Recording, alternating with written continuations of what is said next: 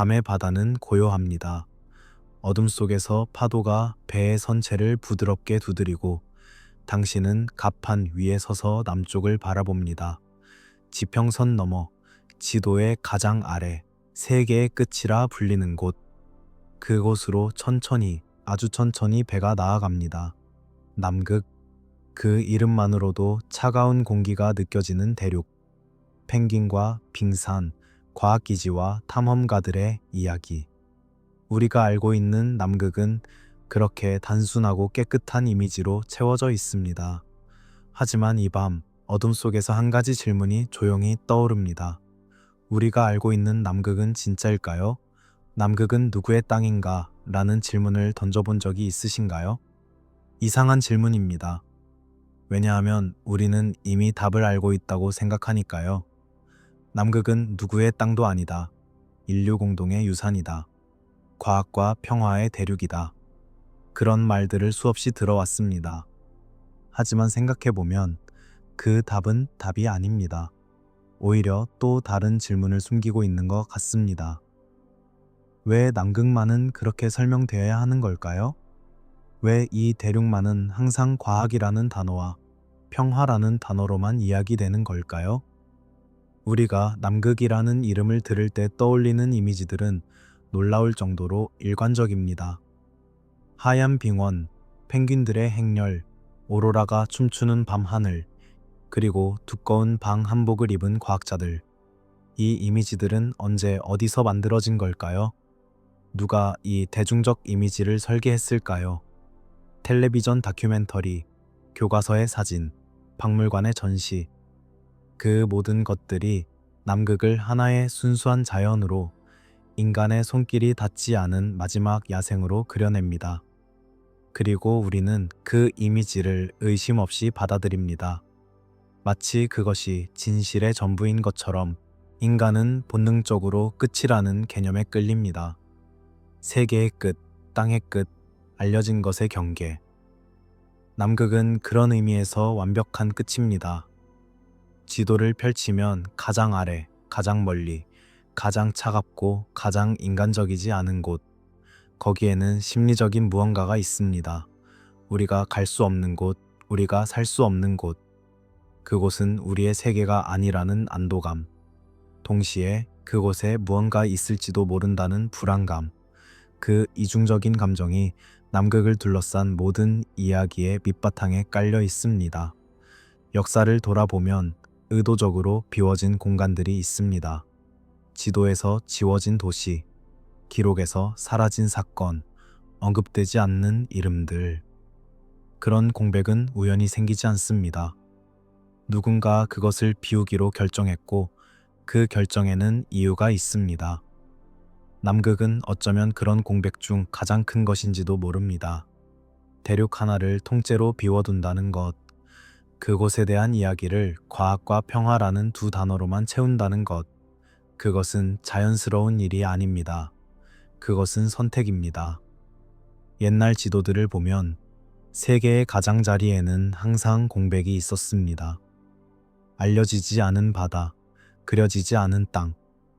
그 공백에는 때때로 괴물들이 그려졌습니다. 용, 바다뱀, 정체를 알 수 없는 생명체들. 지도 제작자들은 왜 그런 것들을 그려 넣었을까요? 단순한 상상력 때문이었을까요?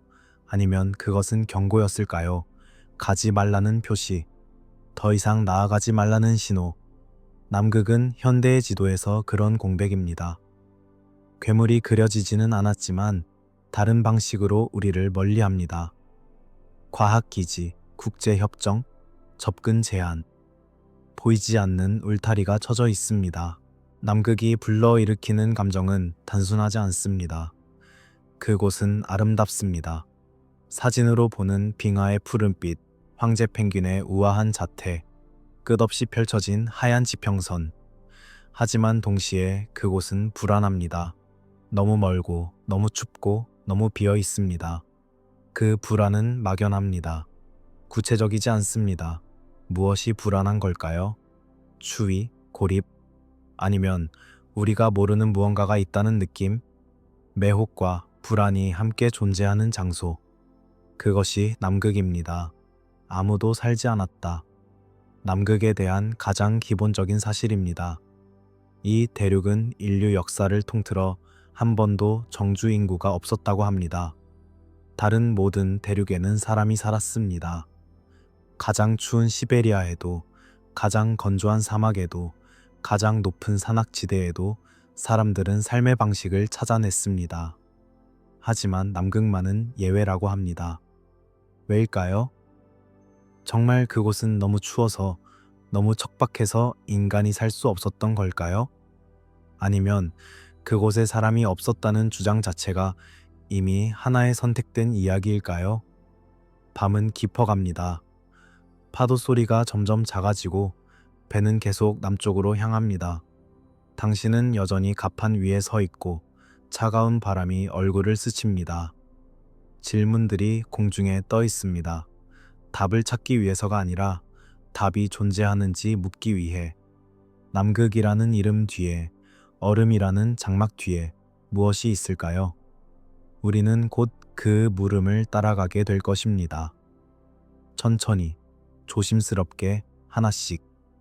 고요한 서재를 상상해 보세요. 먼지가 쌓인 책장, 오래된 나무 책상, 그리고 그 위에 펼쳐진 지도들, 양피지에 그려진 선들, 색이 바랜 잉크, 손으로 쓴 라틴어 주석들. 이 지도들은 수백 년 전의 것들입니다. 세계가 아직 완전히 발견되지 않았을 때 탐험가들이 배를 타고 미지의 바다로 나아가던 시절의 지도들. 당신은 한 장의 지도 앞에서 멈춥니다. 1513년에 그려진 지도, 피리레이스의 지도. 피리레이스는 오스만 제국의 제독이었습니다. 뛰어난 항해사이자 지도 제작자. 그가 그린 지도는 당시로서는 놀라운 정확성을 자랑했습니다. 대서양의 해안선, 아메리카 대륙의 윤곽, 그리고 지도의 아래쪽에 그려진 한 덩어리의 땅. 그 땅은 남극으로 추정됩니다. 하지만 이상한 점이 있습니다. 그 땅에는 얼음이 없습니다. 해안선이 명확하게 그려져 있고 강들이 흐르고 산맥들이 표시되어 있습니다. 마치 누군가 그곳을 걸어 다니며 직접 본 것처럼. 1513년, 그 시기에 남극은 발견되지 않았습니다. 공식적으로 남극 대륙이 처음 목격된 것은 1820년입니다. 그리고 그때 본 남극은 완전히 얼음으로 덮여 있었습니다. 두껍고 거대한 빙하가 모든 것을 감싸고 있었습니다. 해안선을 볼 수 없었고 강이나 산맥은 보이지 않았습니다. 그런데 어떻게 피리 레이스는 300년 전에 얼음 없는 남극을 그릴 수 있었을까요? 우연일까요? 상상일까요? 아니면 그는 다른 출처를 가지고 있었을까요? 피리 레이스 자신이 남긴 기록에 따르면 그는 이 지도를 만들 때 여러 오래된 지도들을 참고했다고 합니다. 그 중에는 알렉산더 대왕 시대의 지도들도 있었다고 합니다. 알렉산더 대왕, 기원전사 세기의 인물. 만약 그 시대에 남극의 지도가 존재했다면 그것은 무엇을 의미할까요? 기원전에 누군가 남극을 알고 있었다는 뜻일까요? 그리고 그 지식은 어떻게 수천 년 동안 전해져 내려왔을까요? 피리 레이스의 지도만이 아닙니다. 16세기, 17세기, 18세기에 걸쳐 여러 지도 제작자들이 비슷한 방식으로 남극을 그렸습니다. 오론트스 피네우스의 1531년 지도, 제라르두스 메르카토르의 1569년 지도, 필립 부아슈의 1737년 지도. 이 지도들은 모두 공통점을 가지고 있습니다. 남극이 얼음으로 완전히 덮이기 전의 모습을 보여준다는 것. 산맥과 강, 계곡과 해안선이 세밀하게 표시되어 있습니다. 현대의 위성 사진과 비교해보면 놀랍도록 정확합니다. 얼음 아래의 지형과 일치하는 부분들이 있습니다. 위성이 없던 시대입니다. 레이더가 없던 시대입니다. 인공위성이 남극의 얼음 아래를 투시한 것은 20세기 후반의 일입니다. 그 전까지는 아무도 얼음 밑에 무엇이 있는지 몰랐습니다. 그런데 16세기의 지도 제작자들은 어떻게 그것을 알았을까요? 어떻게 얼음 아래 숨겨진 산맥의 위치를, 강의 흐름을, 해안선의 굴곡을 그릴 수 있었을까요? 단 하나의 설명만이 가능해 보입니다. 그들은 더 오래된 자료를 가지고 있었다. 얼음이 없던 시절의 자료를. 현대 과학은 남극이 언제부터 얼음으로 덮였는지에 대해 몇 가지 이론을 가지고 있습니다. 가장 널리 받아들여지는 견해는 남극이 약 3,400만 년 전부터 빙하로 덮이기 시작했다는 것입니다. 그 이전에는 온난한 기후였고 숲이 있었고 생명체들이 살았다고 합니다. 하지만 이것은 가정입니다. 과학적 추론이지만 절대적 진실은 아닙니다. 다른 증거들도 있습니다. 남극에서 발견된 나무 화석, 석탄층, 온대 기후 식물의 흔적들. 이것들은 훨씬 더 최근까지 남극이 따뜻했을 가능성을 시사합니다. 만약, 아주 조심스러운 만약입니다만, 남극이 우리가 생각하는 것보다 훨씬 최근까지 얼음이 없었다면 어떨까요? 만약 수천 년 전 혹은 수만 년 전까지만 해도 그곳에 숲이 있었고 강이 흘렀고 온화한 기후가 있었다면, 그렇다면 인간이 그곳을 방문했을 가능성도 있습니다.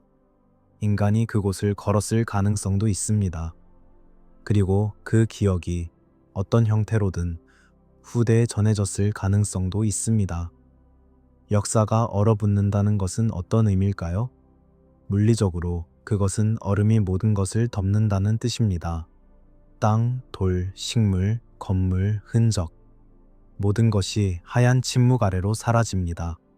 하지만 은유적으로 그것은 기억이 사라진다는 뜻이기도 합니다. 알고 있던 것을 잊어버린다는 것, 존재했던 것이 존재하지 않았던 것처럼 변한다는 것. 남극은 어쩌면 그런 장소인지도 모릅니다. 역사가 얼어붙은 곳, 기억이 잠든 곳, 오래된 지도들 앞에서 우리는 질문을 멈출 수 없습니다. 이것들은 무엇일까요? 단순한 상상의 산물일까요? 아니면 잃어버린 지식의 파편일까요? 답은 얼음 아래에 있습니다.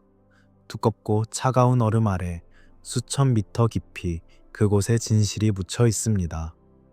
우리는 아직 그것을 꺼낼 수 없습니다. 아니, 꺼내려 하지 않는 것인지도 모릅니다. 서재의 촛불이 흔들립니다. 그림자가 지도 위를 움직이고 오래된 선들이 춤을 춥니다. 당신은 손가락으로 남극의 윤곽을 따라갑니다. 차갑고 부드러운 양피지의 감촉, 그리고 그 아래 느껴지지 않지만 존재하는 무언가, 시간의 무게, 비밀의 무게, 얼음이 기억하고 있는 것들. 탐험이라는 단어는 낭만적입니다. 미지의 세계로 떠나는 용감한 인간들, 깃발을 꽂는 순간의 감격, 역사책에 이름을 남기는 영광. 우리는 탐험가들을 영웅으로 기억합니다. 아문센, 셰클턴, 스콧. 그들의 이야기는 인간 정신의 승리로 포장됩니다. 하지만 탐험의 뒤편에는 항상 다른 이야기가 있습니다. 더 현실적이고 더 복잡한 이야기, 돈의 이야기. 탐험은 비쌉니다. 배를 건조하고 물자를 구입하고 인원을 모집하는 데는 막대한 자금이 필요합니다. 19세기와 20세기 초의 남극 탐험들도 마찬가지였습니다. 그렇다면 누가 그 비용을 댔을까요? 누가 수익도 나지 않는 얼음 대륙으로의 여행에 거금을 투자했을까요? 답은 명확합니다. 왕실입니다. 노르웨이 왕실, 영국 왕실, 스웨덴 왕실. 이들은 반복적으로 남극 탐험을 후원했습니다. 공식적인 이유는 과학적 발견과 국가의 명예였습니다. 하지만 생각해보면 이상합니다. 남극에는 식민지를 세울 수도 없었고, 무역로를 개척할 수도 없었고, 자원을 채굴할 수도 없었습니다. 적어도 당시에는 그랬습니다. 수익이 전혀 없는 투자. 경제적으로 보면 완전한 손실입니다. 그런데도 왕실들은 계속해서 탐험대를 보냈습니다. 왜일까요? 왕실의 서신들을 살펴보면 흥미로운 표현들이 나타납니다. 영토라는 단어 대신 유산이라는 단어가 사용됩니다. 남극을 정복의 대상이 아니라 보호해야 할 유산으로 언급합니다. 무엇의 유산일까요? 누구의 유산일까요? 그 질문에 대한 답은 명확하게 쓰여 있지 않습니다. 암시만 있을 뿐입니다. 조상들의 땅, 고대의 영역, 잃어버린 왕국. 그런 표현들이 조심스럽게 사용됩니다. 서신 속에는 암호화된 표현들도 있습니다. 특정한 상징들, 라틴어 구절들, 성경적 은유들. 이것들은 겉으로 보기에는 무해합니다. 종교적 신심의 표현처럼 보입니다. 하지만 문맥을 자세히 살펴보면 다른 의미가 드러납니다. 이것들은 코드입니다. 특정한 지식을 공유하는 사람들끼리만 이해할 수 있는 언어입니다. 왕실의 서신이 왜 그런 코드를 필요로 했을까요? 무엇을 숨기려 했을까요? 탐험가들의 개인 일기와 공식 보고서를 비교해보면 놀라운 차이가 발견됩니다. 공식 보고서는 건조합니다. 날씨, 얼음의 상태, 이동거리, 과학적 관찰, 객관적이고 사실적입니다. 하지만 개인 일기는 다릅니다. 거기에는 감정이 있고, 의문이 있고, 때로는 두려움이 있습니다. 그리고 가끔, 아주 가끔, 공식 보고서에는 없는 내용들이 언급됩니다. 이상한 것을 보았다. 설명할 수 없는 것을 발견했다. 하지만 보고서에는 쓰지 않겠다. 왜일까요? 왜 탐험가들은 자신이 본 것을 공식적으로 보고하지 않았을까요? 침묵은 때로 증언보다 더 많은 것을 말합니다. 탐험가들이 남극에서 무엇을 보았든 그들은 그것에 대해 말하지 않기로 선택했습니다. 그것은 명령이었을까요? 아니면 자발적 선택이었을까요? 후원자들과의 약속이었을까요? 아니면 본능적인 두려움이었을까요? 우리는 알 수 없습니다. 우리가 아는 것은 단지 침묵이 있었다는 사실뿐입니다. 그리고 사라진 기록들이 있습니다. 탐험 때의 원본 일지들, 사진들, 스케치들, 박물관에 도착했어야 할 자료들이 도착하지 않았습니다. 아카이브에 보관되었어야 할 문서들이 사라졌습니다. 사고였을까요? 분실이었을까요? 아니면 의도적인 제거였을까요? 이런 일들은 한두 번이 아닙니다. 여러 탐험대에서 여러 시기에 걸쳐 반복적으로 일어났습니다. 그것은 우연이라고 하기에는 너무 빈번합니다. 왕실의 문장들을 자세히 보면 특정한 상징들이 반복됩니다. 독수리, 사자, 왕관, 검, 십자가. 이것들은 권위와 힘의 상징입니다. 하지만 덜 명백한 상징들도 있습니다. 별들, 특정한 기하학적 패턴들, 원과 삼각형의 조합들. 이런 것들은 무엇을 의미할까요? 단순한 장식일까요? 아니면 더 깊은 의미를 담고 있을까요? 그리고 왜 이 상징들이 남극 탐험과 연결되어 있을까요? 남극과 왕실 사이에는 보이지 않는 끈이 있습니다. 혈통의 끈이라고 할 수 있을까요? 왕실은 혈통을 중요하게 여깁니다. 누가 누구의 후손인가, 누가 어떤 권리를 가졌는가. 그것은 단순히 권력의 문제가 아닙니다. 정체성의 문제이기도 합니다. 나는 누구인가? 나는 어디서 왔는가?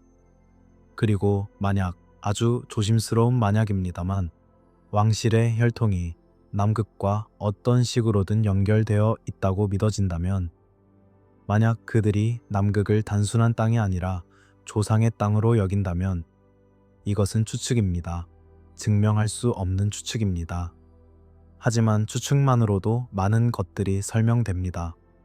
왜 왕실들이 그토록 지속적으로 남극에 관심을 가졌는지, 왜 수익 없는 탐험에 거금을 투자했는지, 왜 특정한 정보들이 숨겨졌는지, 얼음 아래로 이어지는 혈통, 잊혀진 왕국의 기억, 되찾아야 할 유산, 이런 개념들이 그들의 행동을 이끌었을 가능성이 있습니다. 밤은 계속됩니다. 당신은 왕실의 문장들이 그려진 오래된 문서를 바라봅니다. 금박으로 장식된 독수리, 붉은색 사자, 푸른색 왕관. 그리고 그 모든 것들 아래 작은 글씨로 쓰인 라틴어 문구. 당신은 그것을 읽으려 하지만 글자들이 흐릿합니다. 촛불의 빛이 약해지고 그림자가 깊어집니다. 무언가 숨겨져 있습니다. 무언가 말해지지 않고 있습니다. 그리고 그 침묵 속에서 남극은 여전히 기다립니다. 1911년 12월 14일, 로알 아문센과 그의 팀은 남극점에 도달했습니다. 인류 역사상 처음으로 지구의 최남단에 발을 디딘 순간, 노르웨이 국기가 바람에 펄럭였고 사진이 찍혔고 승리가 선언되었습니다. 이것은 우리가 알고 있는 이야기입니다. 교과서에 실린 이야기입니다. 하지만 공식 기록에는 빠진 것들이 있습니다. 아문센의 일지를 자세히 읽어보면 이상한 문장들이 나타납니다. 기하학적 흔적이라는 표현이 여러 번 등장합니다. 자연에 없는 직선을 보았다. 정확한 각을 가진 형태를 발견했다. 하지만 그 다음 문장들은 지워져 있거나 찢어져 나갔거나 판독할 수 없게 손상되어 있습니다. 무엇을 보았던 걸까요? 무엇이 그토록 기하학적이었던 걸까요? 자연은 기하학을 만들지 않습니다. 자연에서는 곡선이고 각은 불규칙하며 패턴은 유기적입니다. 완벽한 직선, 정확한 직각, 대칭적인 형태, 이런 것들은 인간의 작업을 의미합니다. 혹은 최소한 지능의 작업을 의미합니다. 아문센은 무엇을 보았을까요? 얼음 위의 흔적이었을까요? 아니면 얼음 아래 비치는 무언가였을까요? 아문센의 원본 일지는 오슬로의 한 아카이브에 보관되어 있다고 합니다. 하지만 일반인은 접근할 수 없습니다. 연구자들도 특별한 허가가 없으면 볼 수 없습니다. 왜일까요? 100년도 더 지난 탐험 기록이 왜 아직도 제한적일까요? 국가 안보와 무슨 관련이 있을까요? 과학적 비밀이라고 하기에는 너무 오래되었습니다. 그렇다면 다른 이유가 있는 것일까요? 어니스트 샤 에클턴, 또 다른 위대한 탐험가. 그는 남극점에 도달하지는 못했지만 많은 다른 것들을 발견했습니다. 그의 1908년 탐험에서 팀원들은 남극의 내륙 깊숙이 들어갔습니다. 그곳에서 그들은 무언가를 발견했습니다. 공식 보고서에는 광물 샘플이라고만 되어 있습니다. 하지만 팀원 중 한 명의 편지에는 다른 내용이 있습니다. 인공적인 물체, 알 수 없는 금속, 해독할 수 없는 표시들. 그 유물들은 영국으로 보내졌습니다. 박물관에 전시될 예정이었습니다. 하지만 그것들은 박물관에 도착하지 않았습니다. 선적 목록에는 있지만 실제로는 사라졌습니다. 분실, 도난, 아니면 의도적인 전용, 누군가 그것들을 가로챘습니다. 누군가 그것들이 대중의 눈에 띄는 것을 원하지 않았습니다. 탐험가들은 보았지만 말하지 않기로 선택했습니다. 이것은 추측이 아닙니다. 여러 탐험가들의 사후 증언, 가족들에게 남긴 편지들, 죽기 전의 고백들에서 이런 내용이 반복적으로 나타납니다. 우리는 것을 보았다. 하지만 말할 수 없었다. 말해서는 안 된다고 들었다. 누가 그들에게 그렇게 말했을까요? 후원자들? 정부? 아니면 더 높은 곳의 누군가? 침묵은 때로 협박의 결과입니다. 하지만 때로는 두려움의 결과이기도 합니다. 말하면 믿어지지 않을 것이라는 두려움, 미쳤다고 여겨질 것이라는 두려움, 혹은 더 근본적으로 말하면 안 되는 것을 안다는 본능적 두려움.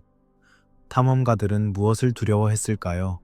사회적 명예의 손실? 아니면 그보다 더 직접적인 위협? 극지의 침묵은 무게를 가지고 있습니다. 물리적 무게가 아니라 심리적 무게입니다. 그곳에 갔던 사람들은 변했습니다.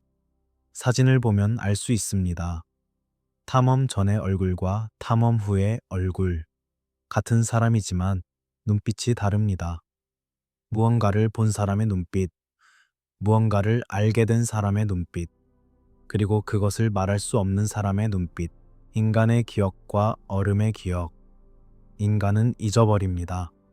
시간이 지나면 기억은 흐려지고 세부 사항은 사라지고 결국 모든 것이 불확실해집니다. 하지만 얼음은 잊지 않습니다. 얼음은 모든 것을 보존합니다. 공기의 방울, 먼지의 입자, 얼어붙은 순간, 수천 년, 수만 년 동안 얼음은 기억합니다.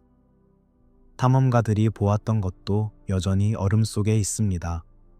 그들이 발견했던 것도 여전히 그곳에 있습니다. 시간이 멈춘 채로 차가운 어둠 속에서 밤은 깊고 추억은 무겁습니다. 당신은 오래된 사진을 바라봅니다. 흑백 사진, 탐험가들이 얼음 위에 서 있는 모습, 두꺼운 방한복, 수염에 얼어붙은 성에, 피곤한 눈. 하지만 그 눈 속에 무언가 다른 것이 있습니다. 경외, 두려움, 깨달음. 사진만으로는 알 수 없습니다. 하지만 그것이 거기 있다는 것은 느낄 수 있습니다. 말해지지 않은 무언가가. 1938년 겨울, 유럽은 전쟁의 그림자 아래 있었습니다. 독일 제3제국은 급격히 팽창하고 있었고 히틀러의 야망은 날로 명백해지고 있었습니다. 그런 시기에 독일은 놀랍게도 남극으로 원정대를 보냈습니다. 전쟁 준비로 바쁜 상황에서 왜 남극이었을까요? 무엇이 그토록 중요했을까요? 원정대의 공식 명칭은 독일 남극 원정이었습니다. 하지만 그들이 주장한 영역은 노이어 슈바벤란트, 새로운 슈바벤이라는 이름으로 불렸습니다.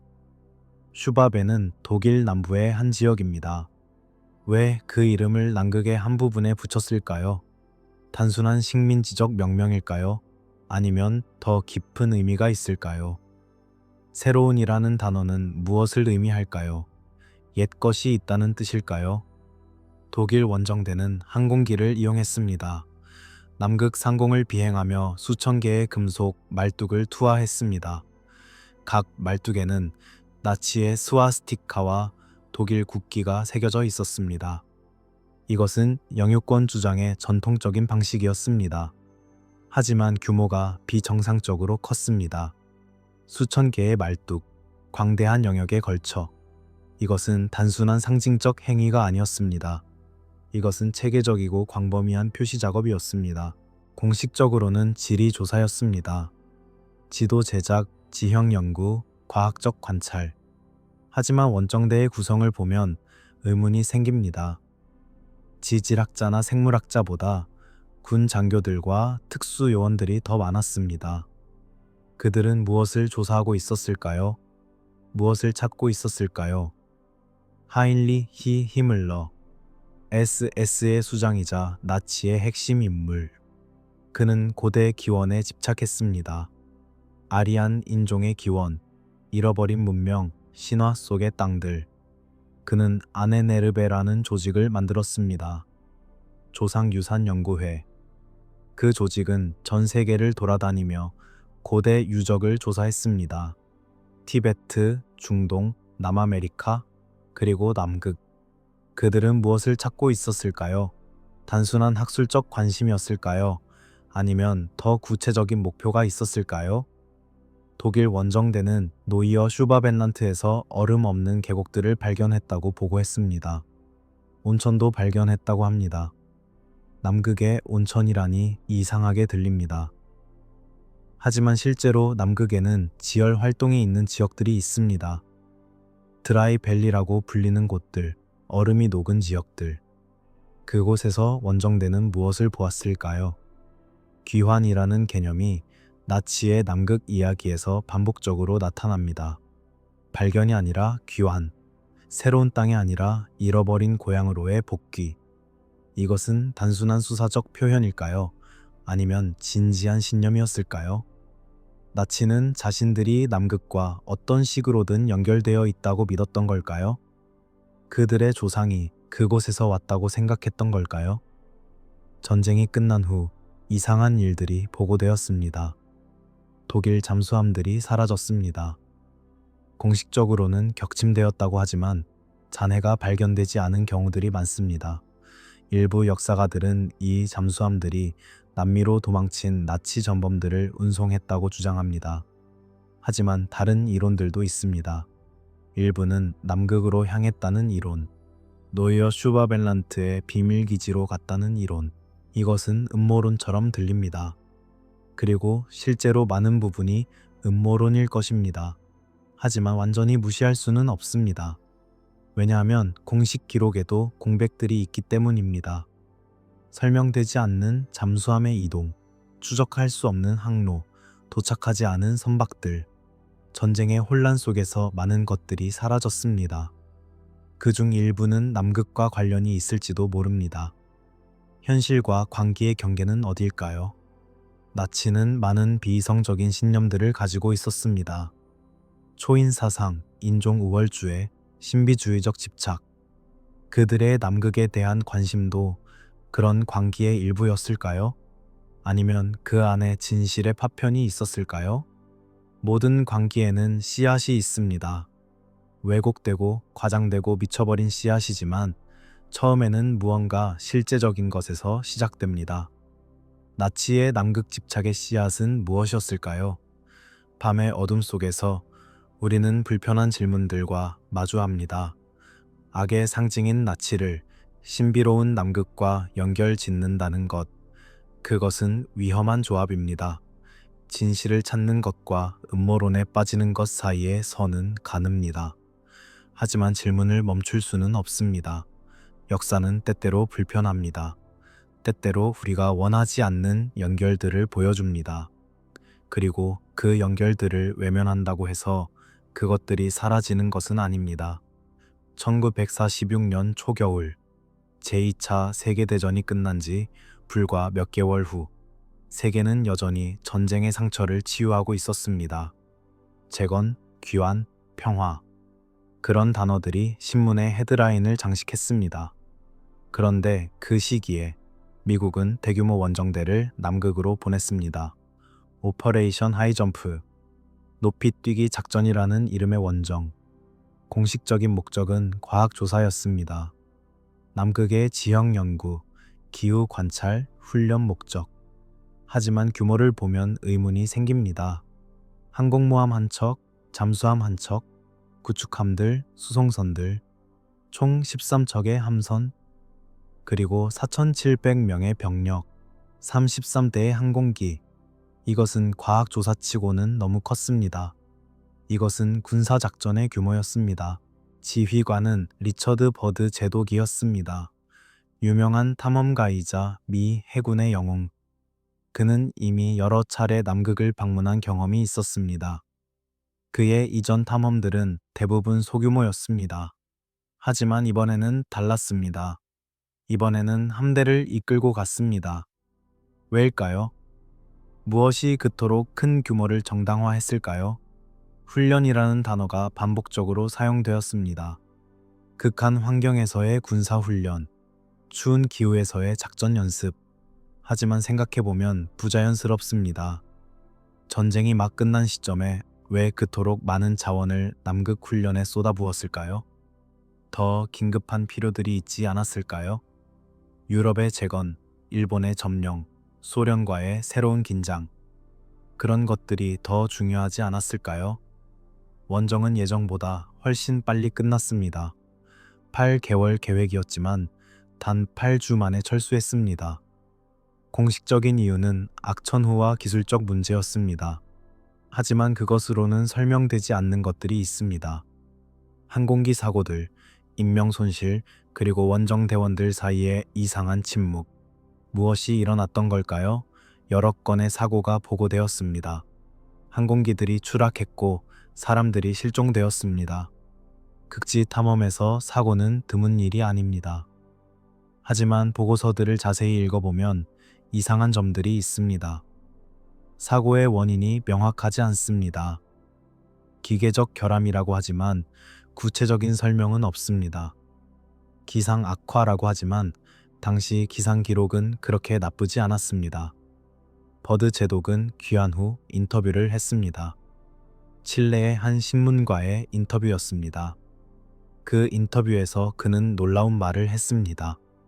적대적인 비행체를 목격했다고. 극에서 극으로 엄청난 속도로 이동할 수 있는 물체들이라고. 이 발언은 당시 큰 주목을 받지 못했습니다. 하지만 나중에 수십 년이 지난 후 이 인터뷰는 다시 조명받게 됩니다. 인터뷰 이후 버드 제독은 조용해졌습니다. 더 이상 남극에 대해 자세히 말하지 않았습니다. 공식 보고서는 간결했고 기술적이었고 감정이 배제되어 있었습니다.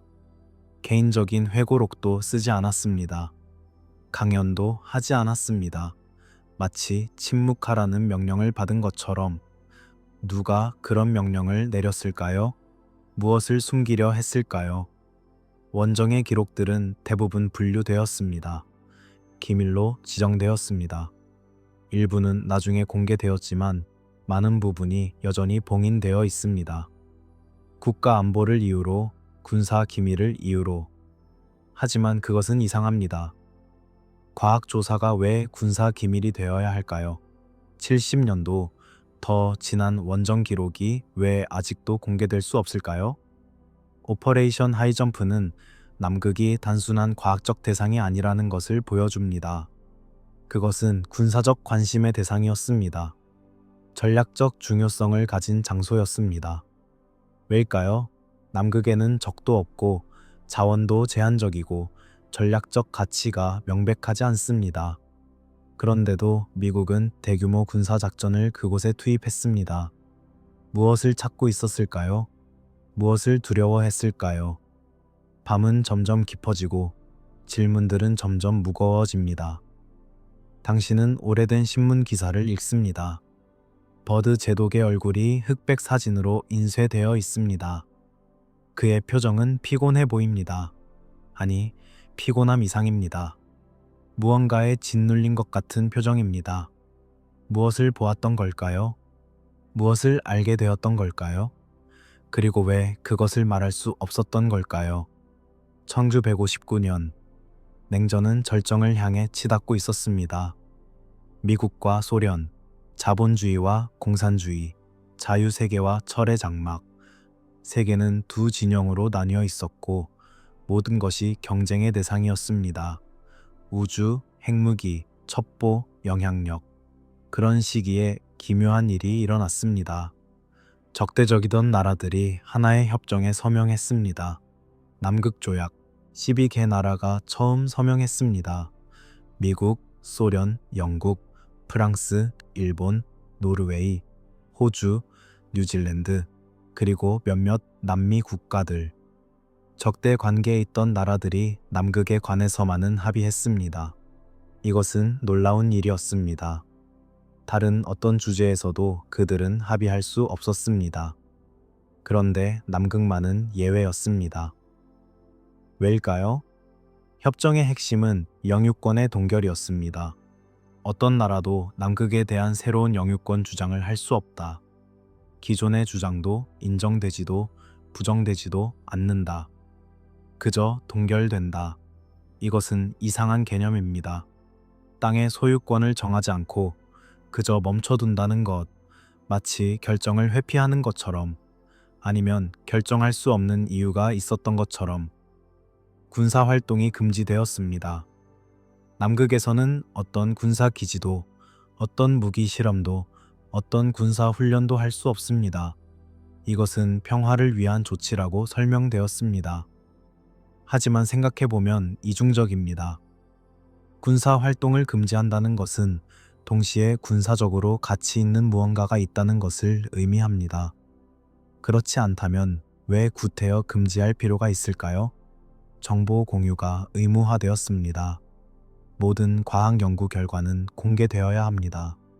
모든 기지, 모든 탐험, 모든 발견은 다른 나라들과 공유되어야 합니다. 겉으로 보기에 이것은 투명성을 위한 조치입니다. 하지만 실제로는 통제의 수단이기도 합니다. 모두가 모두를 지켜보는 체계. 누구도 혼자서 무언가를 할 수 없는 구조. 이것은 협력인 동시에 감시입니다. 독립탐사가 사실상 금지되었습니다. 남극에 가려면 정부의 후원이 필요합니다. 허가를 받아야 합니다. 계획을 제출해야 합니다. 보고서를 작성해야 합니다. 개인이나 민간 단체가 자유롭게 남극을 탐험할 수 없습니다. 이것은 안전을 위한 조치라고 설명되지만 동시에 접근을 통제하는 수단이기도 합니다. 허가받은 과학만이 가능합니다. 무엇을 연구할 것인지, 어디로 갈 것인지, 누구와 협력할 것인지, 모든 것이 사전에 승인되어야 합니다. 자유로운 탐구가 아닙니다. 관리된 탐구입니다. 누가 관리할까요? 표면적으로는 국제 기구들입니다. 하지만 그 기구들을 누가 통제할까요? 결국 같은 나라들, 같은 권력 구조들입니다. 남극 조약 체제를 관리하는 여러 국제 기구들이 있습니다. 회의, 위원회, 자문 그룹들. 이들은 정기적으로 만나 남극의 미래를 논의합니다. 하지만 이 회의들은 대부분 비공개입니다. 의사록은 제한적으로 공개됩니다. 결정 과정은 불투명합니다. 민주적이지 않습니다. 소수의 사람들이 대륙 전체의 운명을 결정합니다. 남극 조약은 법적 장치입니다. 매우 효과적인 장치입니다. 그것은 남극을 사실상 봉인했습니다. 물리적으로가 아니라 제도적으로 접근을 통제하고 정보를 관리하고 발견을 제한하는 체계. 평화와 과학이라는 이름으로 실제로는 통제와 비밀이 작동하는 구조입니다. 평화라는 단어는 아름답습니다. 하지만 때로 그것은 격리를 의미하기도 합니다. 남극의 평화는 어떤 종류의 평화일까요? 누구도 해치지 않는 평화? 아니면 누구도 알지 못하는 평화? 남극 조약이 보호하는 것은 무엇일까요? 환경? 과학? 아니면 비밀? 얼음 위에 커튼이 내려졌습니다. 보이지 않는 커튼입니다. 법과 규정, 허가와 제한으로 짜인 커튼. 그 커튼 뒤에 무엇이 있는지 우리는 알 수 없습니다. 우리는 알도록 허락받지 못했습니다. 남극은 모두의 것이라고 하지만 실제로는 아무도 접근할 수 없는 것입니다. 역설입니다. 공유되지만 닫혀 있는 공간. 공개되지만 비밀스러운 장소. 밤은 고요합니다. 당신은 남극 조약의 원문을 읽습니다. 법률적 언어, 외교적 표현, 정중한 문구들. 하지만 그 단어들 사이에서 무언가 다른 것이 느껴집니다. 조심성, 의도성, 무언가를 숨기려는 노력. 평화와 과학이라는 빛나는 단어들 뒤에 어둠이 있습니다. 그리고 그 어둠 속에 남극의 진실이 잠들어 있습니다. 20세기 후반, 인류는 새로운 눈을 얻었습니다. 위성의 눈, 지구 궤도를 돌며 아래를 내려다보는 기계의 눈, 레이더, 카메라, 센서들. 이제 남극도 더 이상 숨을 수 없었습니다. 두꺼운 얼음도 위성의 시선을 막을 수 없었습니다. 레이더는 얼음을 투과했고 그 아래의 세계를 드러냈습니다. 지하 레이더 탐사의 결과들은 놀라웠습니다. 얼음 아래에 거대한 공동들이 발견되었습니다. 자연적인 동굴일 수도 있습니다. 지열 활동으로 녹은 공간일 수도 있습니다. 하지만 일부는 너무 규칙적이었습니다. 너무 대칭적이었습니다. 너무 기하학적이었습니다. 자연이 만든 것치고는 너무 정돈되어 있었습니다. 보스토크 호수, 남극 얼음 아래 4km 깊이에 있는 거대한 담수호. 1990년대에 확인되었습니다. 길이 250km, 폭 50km, 뉴욕시만 한 크기입니다. 이 호수는 수백만 년 동안 얼음에 갇혀 있었습니다. 외부 세계와 완전히 차단되어 있었습니다. 그 안에 무엇이 있을까요? 고대의 생명체, 알려지지 않은 미생물, 아니면 다른 무언가? 러시아 과학자들이 보스토크 호수를 시추하려 했습니다. 얼음을 뚫고 호수에 도달하려는 시도. 하지만 그 시도는 여러 차례 중단되었습니다. 기술적 문제, 환경 우려, 국제적 압력. 마침내 2012년에 호수에 도달했다고 발표되었습니다. 하지만 그 이후의 발견들은 제한적으로만 공개되었습니다. 무엇을 찾았을까요? 왜 상세한 정보가 나오지 않을까요? 남극 얼음 아래 곳곳에서 설명되지 않는 열원들이 감지되었습니다. 지열 활동으로 설명되는 것들도 있습니다. 하지만 일부는 그것만으로 설명되지 않습니다. 너무 강하거나 너무 집중적이거나 너무 규칙적인 열 패턴들, 위성 이미지에서 얼음이 국소적으로 녹은 지역들, 온도가 비정상적으로 높은 지점들, 이것들은 무엇을 의미할까요? 생물학적 이상도 보고되었습니다. 남극의 일부 지역에서 예상치 못한 생명의 징후들, 박테리아, 조류, 심지어 더 복잡한 유기체들의 흔적. 극한 환경에서도 생명은 길을 찾는다는 증거일까요? 아니면 그 생명체들은 어디선가 왔거나 무언가에 의해 유지되고 있는 것일까요? 데이터는 수집됩니다. 위성이 매일 수천 개의 이미지를 찍습니다. 레이더가 얼음 아래를 스캔합니다. 센서들이 온도, 압력, 자기장을 측정합니다. 엄청난 양의 데이터가 생성됩니다. 하지만 그 데이터의 대부분은 공개되지 않습니다. 일부는 과학 저널에 발표됩니다. 하지만 전체 그림은 보이지 않습니다. 누군가 그 그림을 보고 있을 것입니다. 하지만 우리는 아닙니다. 과학과 안보는 때때로 충돌합니다. 과학자들은 발견을 공유하고 싶어 합니다.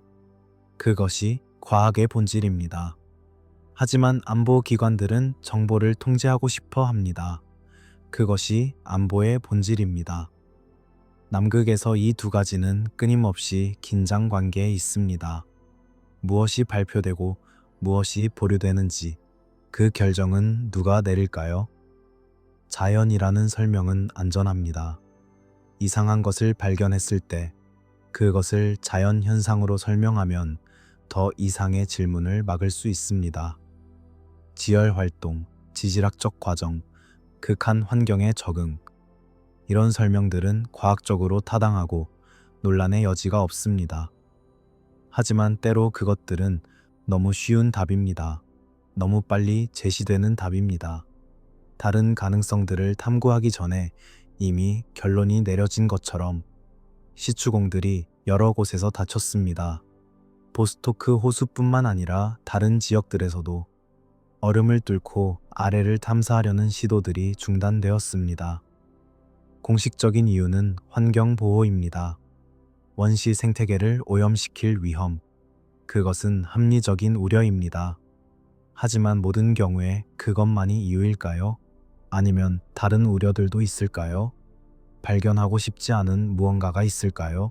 밤의 정적 속에서 당신은 위성 이미지를 바라봅니다.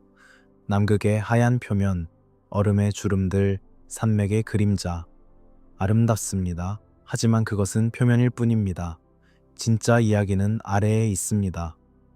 레이더 이미지는 다른 것을 보여줍니다. 얼음 아래의 지형, 숨겨진 구조들, 설명되지 않는 이상들. 그리고 그 이미지들 중 많은 것이 당신은 결코 보지 못할 것입니다. 그것들은 분류되어 있고 제한되어 있고 접근이 통제되어 있습니다. 상징은 언어입니다. 말보다 오래된 언어. 왕관, 독수리, 사자, 십자가. 이런 상징들은 수천 년 동안 권력과 정체성을 표현해 왔습니다. 남극 탐험의 역사를 돌아보면 이 상징들이 반복적으로 나타납니다. 국기가 아니라 왕가의 문장, 나라의 표시가 아니라 혈통의 표시. 탐험대들이 남극에 세운 표식들을 자세히 보면 흥미로운 패턴이 드러납니다. 노르웨이 탐험대는 왕실 문장을 사용했습니다. 영국 탐험대도 마찬가지였습니다. 단순한 국기가 아니라 왕실의 상징들. 왜일까요? 국가의 업적을 기념하는 것이라면 국기만으로도 충분했을 것입니다. 하지만 그들은 왕가의 표시를 선택했습니다. 이것은 무엇을 의미할까요? 프리메이슨, 비밀 결사의 이름입니다. 수세기 동안 존재해온 조직, 상징, 의례, 계층으로 이루어진 네트워크. 그들의 영향력은 정치, 경제, 문화 전반에 걸쳐 있다고 합니다. 남극 탐험가들 중 상당수가 프리메이슨 회원이었다는 사실은 잘 알려져 있지 않습니다. 아문센, 버드, 그리고 많은 다른 이들. 이것은 우연일까요? 프리메이슨은 기하학에 집착합니다. 컴퍼스와 직각자는 그들의 가장 유명한 상징입니다. 측정, 비율, 대칭, 이런 개념들이 그들의 철학의 중심에 있습니다. 그리고 흥미롭게도 남극 탐험에서도 기하학이 반복적으로 언급됩니다. 지도 제작, 측량, 좌표 계산. 표면적으로는 과학적 필요입니다. 하지만 그것을 넘어서는 무언가가 있는 것처럼 보입니다. 고대 성소들의 좌표를 남극의 특정 지점들과 비교하면 이상한 유사성이 발견됩니다. 기자의 피라미드, 스톤헨지, 마추픽추, 그리고 남극의 특정 지점들. 이들 사이에 기하학적 관계가 있다는 주장들이 있습니다. 대원의 일부를 이룬다거나 특정 각도를 형성한다거나 이것은 음모론처럼 들립니다. 그리고 아마도 대부분은 그럴 것입니다. 하지만 완전히 무시할 수 있을까요? 세계를 바라보는 방식은 여러 가지입니다. 우리는 보통 북반구를 위로, 남반구를 아래로 보는 지도에 익숙합니다. 하지만 그것은 임의적인 선택입니다. 남극을 중심에 놓고 보는 지도도 있습니다. 방위각 점거 도법이라고 불리는 지도. 이 지도에서 남극은 중심이고 모든 대륙들은 그 주변에 배치됩니다. 이 관점에서 세계를 보면 다른 것들이 보입니다. 다른 연결들, 다른 거리들, 다른 의미들. 일부 비밀 결사들은 남극을 중심으로 보는 세계관을 가지고 있다고 합니다. 그들에게 남극은 변방이 아닙니다. 오히려 중심입니다. 잃어버린 중심. 옛날에는 그곳이 세계의 축이었다는 믿음. 지금은 얼음에 덮여 있지만 언젠가 다시 드러날 진실의 중심. 이것은 신화적 사고입니다. 하지만 신화는 때로 역사에 뒤틀린 기억입니다. 국가보다 오래된 네트워크들이 있습니다. 혈통, 결사, 전통으로 연결된 네트워크. 국경을 넘어서 작동하는 연결들. 왕실들은 서로 혼인으로 연결되어 있습니다. 귀족 가문들도 마찬가지입니다. 프리메이슨 같은 조직들은 국제적입니다. 이런 네트워크들은 공식 권력 구조와는 다른 방식으로 작동합니다. 보이지 않게, 조용히, 하지만 효과적으로. 비공식 정보는 공식 채널을 통하지 않습니다. 개인적 편지, 은밀한 만남, 암호화된 메시지. 남극에 대한 정보도 그렇게 이동했을 가능성이 있습니다.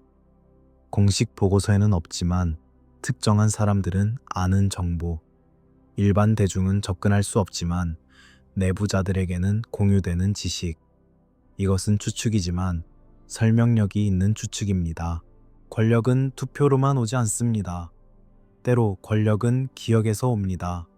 무엇을 아는가, 무엇을 기억하는가. 잃어버린 지식을 간직한 자들, 숨겨진 역사를 아는 자들. 그들은 다른 종류의 권위를 가집니다. 남극이 만약 그런 기억과 연결되어 있다면 그것을 통제하는 것은 단순히 땅을 통제하는 것 이상의 의미를 가집니다. 얼음 속에 흔적들이 남아 있습니다. 탐험가들이 남긴 물리적 흔적들, 표식, 깃발, 건물의 잔해. 하지만 또 다른 종류의 흔적도 있습니다. 상징적 흔적들, 특정 위치에 세워진 기념물들, 특정 날짜에 거행된 의식들, 특정 방식으로 기록된 문서들. 이것들은 우연이 아닙니다. 이것들은 메시지입니다. 아는 사람들에게 보내는 메시지. 밤은 깊고 상징들은 침묵합니다. 당신은 오래된 문장들을 그린 책을 넘깁니다. 복잡한 디자인, 의미를 담은 색깔들, 숨겨진 요소들. 각각의 상징은 이야기를 담고 있습니다. 하지만 그 이야기를 읽을 수 있는 사람은 많지 않습니다. 대부분의 사람들에게 이것들은 그저 장식입니다. 예쁜 그림. 하지만 일부에게는 이것들은 암호입니다. 정체성의 표시이고 소속의 증명이고 비밀의 공유입니다. 그리고 그 비밀들 중 일부는 남극의 얼음 아래로 이어집니다. 시간은 모든 것을 변화시킵니다. 산도 깎이고 바다도 메워지고 문명도 흥망합니다. 하지만 얼음만큼 극적으로 변하는 것은 드뭅니다. 녹는 얼음, 후퇴하는 빙하, 드러나는 땅. 21세기 기후 변화는 남극을 변화시키고 있습니다. 천천히, 하지만 멈출 수 없이 새로운 해안선이 나타나고 있습니다. 수천 년, 수만 년 동안 얼음에 덮여 있던 땅이 빛을 보기 시작했습니다. 검은 바위, 갈색 토양, 그리고 때때로 예상치 못한 것들. 과학자들은 이 새로운 지형들을 조사합니다. 지질학적 샘플을 채취하고 지도를 업데이트하고 생태계 변화를 기록합니다. 하지만 가끔 설명하기 어려운 것들이 발견됩니다. 금속 파편들이 보고되었습니다. 녹슬고 부식된 금속 조각들. 자연적으로 형성된 금속 광석과는 다릅니다. 가공된 흔적이 있습니다. 절단된 모서리, 형태를 갖춘 표면. 이것들은 어디서 왔을까요? 최근에 탐험대가 남긴 것일까요? 하지만 일부는 너무 깊은 지층에서 발견되어 그 설명이 맞지 않습니다. 구조물의 윤곽도 목격되었습니다. 위성 이미지에서 혹은 항공 사진에서 너무 규칙적인 형태들, 자연적이지 않은 배열들, 공식적으로는 지질학적 특성으로 설명됩니다. 암석의 자연적 층리, 빙하의 작용으로 형성된 지형. 하지만 일부 이미지들은 그것만으로는 설명되지 않습니다. 너무 대칭적이고 너무 의도적으로 보입니다. 2048년. 이 날짜는 중요합니다. 남극조약의 환경보호의정서가 재검토되는 해입니다. 현재는 남극에서의 광물 채굴이 금지되어 있습니다. 하지만 2048년 이후에는 그 금지가 재협상될 수 있습니다. 이것은 무엇을 의미할까요? 자원 개발의 가능성? 새로운 경쟁의 시작? 남극에는 자원이 있습니다. 석탄, 철, 구리, 심지어 석유와 가스도. 지금까지는 채굴이 경제적으로 타당하지 않았고 법적으로 금지되어 있었습니다. 하지만 기술이 발전하고 자원이 희소해지고 얼음이 녹으면서 상황이 변하고 있습니다. 2048년 이후 새로운 러시가 시작될까요? 21세기의 골드 러시가 남극에서 펼쳐질까요? 하지만 자원만이 위험한 것은 아닙니다. 기술도 위험합니다. 얼음 아래에 무엇이 있는지 완전히 알게 되는 기술, 모든 비밀이 드러나는 기술, 그리고 가장 위험한 것은 역사일지도 모릅니다. 만약 남극에서 인류 역사를 다시 쓸 만한 발견이 된다면, 만약 우리가 알고 있던 과거가 틀렸다는 증거가 나온다면, 인류의 서사는 생각보다 취약합니다.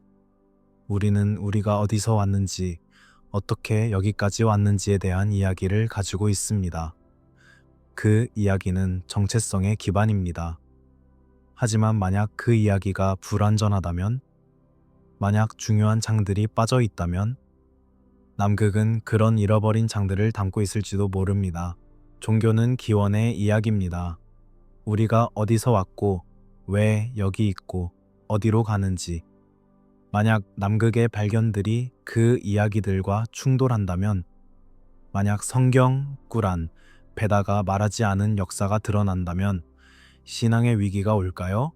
아니면 새로운 이해가 생길까요?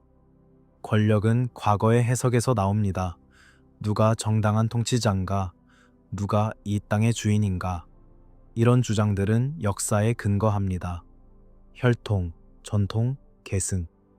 하지만 만약 그 역사가 다시 쓰인다면, 만약 새로운 증거가 오래된 주장들을 무너뜨린다면 권력 구조 자체가 흔들릴 수 있습니다.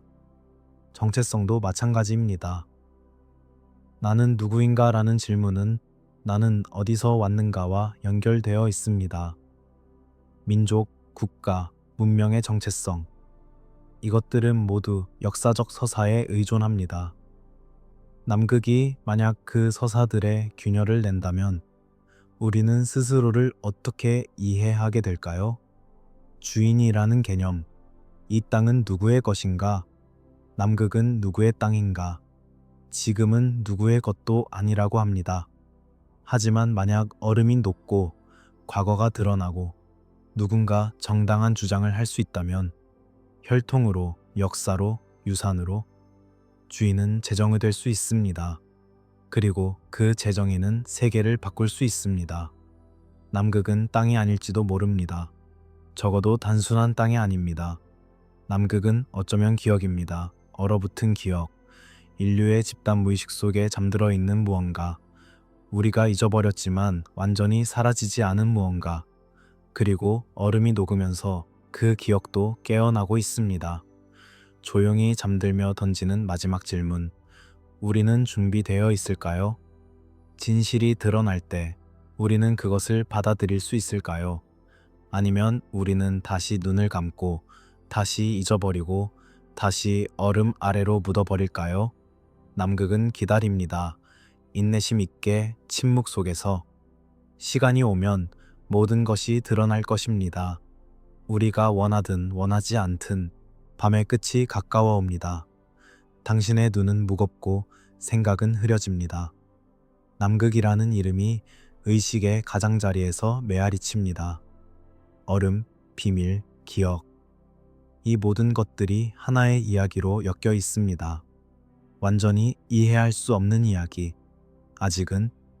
하지만 언젠가는. 이제 당신은 쉬어도 좋습니다. 이 긴 여행을 함께 해주셔서 감사합니다. 남극의 이야기, 얼음과 비밀의 이야기, 그리고 우리가 아직 알지 못하는 과거의 이야기. 이것은 끝이 아닙니다. 이것은 시작입니다. 질문의 시작, 탐구의 시작, 진실을 향한 긴 여정의 시작. 우리는 계속해서 역사에 숨겨진 층들을 탐험할 것입니다. 말해지지 않은 이야기들, 잊혀진 문명들, 감춰진 진실들. 이 채널을 구독해 주시면 앞으로 펼쳐질 새로운 이야기들을 가장 먼저 만나실 수 있습니다. 후원해 주시는 분들께는 더 깊이 있는 연구 자료와 확장된 내용을 먼저 공유해 드립니다. 함께 역사의 미스터리를 풀어가는 여정에 동참해 주세요. 이제 편안히 누우세요. 눈을 감으세요. 남극의 하얀 지평선을 상상해 보세요. 고요하고 평화롭고 무한합니다. 그리고 그 아래 아주 깊은 곳에 무언가 잠들어 있습니다. 무언가 기다리고 있습니다. 언젠가 깨어날 무언가. 좋은 밤 되세요. 좋은 꿈 꾸세요. 그리고 기억하세요. 역사는 우리가 생각하는 것보다 훨씬 더 깊고 더 이상하고 더 경이롭습니다. 우리는 단지 표면을 긁고 있을 뿐입니다. 진짜 이야기는 아직 얼음 아래에 있습니다. 파도 소리가 들립니다. 멀리서, 아주 멀리서. 남극의 차가운 바다가 빙붕에 부딪히는 소리. 그 소리는 리듬을 가지고 있습니다. 오래된 리듬, 지구가 기억하는 리듬. 당신은 그 소리에 몸을 맡깁니다. 천천히, 아주 천천히 의식이 가라앉습니다. 꿈속에서 당신은 얼음 위를 걷고 있습니다. 발밑에서 얼음이 삐걱거립니다. 차가운 바람이 얼굴을 스치고 하얀 지평선이 끝없이 펼쳐집니다. 그리고 저 멀리, 아주 멀리 무언가 보입니다. 형태를 알 수 없는 무언가. 빛일까요? 그림자일까요? 당신은 그것을 향해 걸어갑니다. 한 걸음, 또 한 걸음. 하지만 아무리 걸어도 가까워지지 않습니다. 그것은 항상 지평선 너머에 있습니다. 그리고 문득 당신은 깨닫습니다. 당신이 찾고 있는 것은 장소가 아니라는 것을. 그것은 시간입니다. 과거의 한순간, 얼음이 기억하고 있는 순간, 인류가 잊어버린 순간. 그 순간은 아직 그곳에 있습니다. 남극의 얼음 깊은 곳에, 수천 미터 아래 압축된 시간의 층 속에. 바람이 강해집니다. 눈이 날리기 시작합니다. 하얀 입자들이 공중에서 춤을 춥니다. 그리고 그 눈송이들 하나하나가 이야기를 담고 있는 것 같습니다. 오래전에 하늘에서 떨어진 눈송이들. 그때는 세상이 달랐습니다. 남극도 달랐습니다. 얼음이 아닌 다른 것이 있었습니다. 숲의 기억이 눈 속에 남아 있습니다. 나무들이 바람에 흔들리던 소리, 새들이 노래하던 소리, 강물이 흐르던 소리, 그리고 어쩌면, 아주 어쩌면 인간의 목소리도, 웃음소리, 노래, 기도, 그 소리들이 얼음 속에 갇혀 있습니다. 수만 년 동안 침묵 속에 당신은 무릎을 꿇고 얼음에 귀를 댑니다. 차갑습니다. 너무 차가워서 아픕니다. 하지만 당신은 듣고 싶습니다. 얼음이 말하는 것을, 그리고 아주 희미하게 거의 들리지 않을 정도로 작은 소리가 들립니다. 속삭임, 얼음의 속삭임, 아니 얼음 속에 갇힌 과거의 속삭임. 이야기들이 겹쳐집니다. 탐험가들의 이야기, 왕실의 이야기, 나치의 이야기, 군대의 이야기, 그리고 그 모든 이야기들 아래 더 오래된 이야기가 있습니다. 이름 없는 이야기, 기록되지 않은 이야기, 하지만 완전히 사라지지 않은 이야기. 지도 제작자들은 무언가를 알고 있었습니다. 그들은 단지 상상한 것이 아니었습니다. 그들은 더 오래된 출처를 가지고 있었습니다. 그 출처는 어디서 왔을까요? 누가 처음 남극의 지도를 그렸을까요? 얼음이 없던 시절에. 그리고 왜 그 지식은 부분적으로만 남았을까요? 파편으로, 암시로, 비밀스러운 문서로. 왕실들은 무언가를 기억하고 있었습니다. 혈통의 기억, 조상들로부터 전해 내려온 무언가. 남극은 단순한 땅이 아니었습니다. 그것은 유산이었습니다. 되찾아야 할 무언가, 보호해야 할 무언가. 그래서 그들은 탐험대를 보냈습니다. 과학의 이름으로, 하지만 더 깊은 목적을 가지고. 탐험가들은 보았습니다. 그들의 눈은 거짓말하지 않았습니다. 기하학적 흔적들, 자연에 없는 직선들, 설명할 수 없는 구조들. 하지만 그들은 말할 수 없었습니다. 아니, 말하지 말라는 지시를 받았습니다. 누구에게서? 후원자들에게서. 그리고 후원자들은 누구에게서? 더 높은 곳. 보이지 않는 권력의 층들. 나치는 미쳤습니다. 그것은 사실입니다. 하지만 모든 광기에는 이유가 있습니다. 그들이 남극에 집착한 이유도 있었을 것입니다. 히물러의 고대 기원 탐구, 노이어 슈바벨란트의 주장, 귀환이라는 개념. 이것들은 완전한 망상이었을까요? 아니면 왜곡된 진실이었을까요? 진실의 씨앗이 광기의 토양에서 자란 것이었을까요? 미군의 오퍼레이션 하이점프는 무언가를 찾고 있었습니다. 혹은 무언가를 확인하고 있었습니다. 나치가 남긴 것을 찾고 있었을까요? 아니면 더 오래된 무언가를? 그들은 조기에 철수했습니다. 무언가 계획과 다른 일이 일어났습니다. 버드 제독의 적대적 비행체 발언. 그 후의 침묵. 무엇이 그를 침묵하게 만들었을까요? 남극 조약은 해답이 아니었습니다. 그것은 봉인이었습니다. 더 이상의 질문을 막는 장치. 영유권을 동결하고, 군사활동을 금지하고, 독립탐사를 제한하고, 모든 것을 통제 가능한 범위 안에 두는 체계. 왜 그토록 철저하게? 무엇을 보호하고 있는 걸까요? 환경, 평화, 아니면 비밀? 얼음 아래의 발견들은 계속되고 있습니다. 레이더는 거짓말하지 않습니다. 거대한 공동들, 규칙적인 구조들, 설명되지 않는 열원들. 보스토크 호수에는 무엇이 있을까요? 왜 그 발견들은 제한적으로만 공개될까요? 과학자들은 알고 싶어 합니다. 하지만 허락받지 못합니다. 누가 허락하지 않을까요? 그리고 왜 상징들은 암호입니다. 프리메이슨의 컴퍼스와 직각자, 왕실의 문장들, 고대 성소들과의 기하학적 연결. 이것들은 우연이 아닙니다. 이것들은 의도적입니다. 지식을 가진 자들끼리의 언어. 그리고 그 언어는 남극을 가리킵니다. 반복적으로, 지속적으로. 녹아내리는 얼음은 시계와 같습니다. 시간을 재는 시계. 진실이 드러나기까지 남은 시간을. 2048년 협정의 재검토. 하지만 그 전에도 얼음은 계속 녹을 것입니다. 해안선은 계속 드러날 것입니다. 발견들은 계속될 것입니다. 그리고 언젠가 어쩌면 우리가 준비되기 전에 진실이 완전히 드러날지도 모릅니다. 그때 우리는 어떻게 할까요? 우리의 역사책을 다시 쓸까요? 우리의 종교를 재해석할까요? 우리의 정체성을 다시 정의할까요? 아니면 우리는 부인할까요? 진실을 거부하고 증거를 무시하고 다시 침묵을 선택할까요? 남극은 거울입니다. 우리가 보고 싶은 것을 비추는 거울.